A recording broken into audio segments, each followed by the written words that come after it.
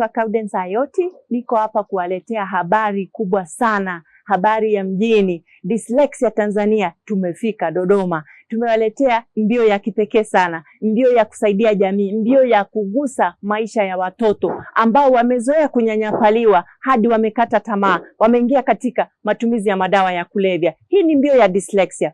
Dyslexia ni changamoto ya kujifunza. Jamii isipoelewa hii changamoto, basi kule darasani unyanyapaa unakuwa ni mwingi, kule nyumbani unyanyapaa mwingi, wanakata tamaa. Sisi kama Dyslexia Tanzania tunakuza uelewa. Tunawaambiaje? Dyslexia ni kipaji. Tunaandaa mbio mbalimbali. Tupo Dodoma, tumefika mji wa Dodoma kuwaletea uelewa huu.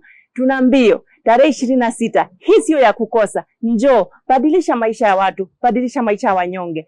Lipia F30 tu kupitia lipa namba ya Mixx by Yas 16324 122. Narudia tena, lipa namba Mixx by Yas 16324 Unapata medali kama hii, unapata t-shirt moja safi kama hii, unapata wristband. Isitoshe, utapata sports bag kali sana kama hii. Na nikwambie nini? Bado utapata bib number ya kukimbilia kama hii. Huduma zote za mbio zinapatikana.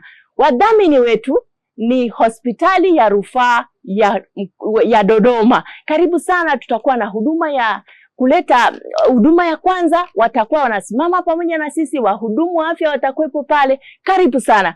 Hospitali ya Mirembe inatuletea mtaalamu ambaye amebobea, amesomea hadi Uingereza, anakuja kuzungumzia masuala ya dyslexia. Usikose, elimika, utasaidia jamii.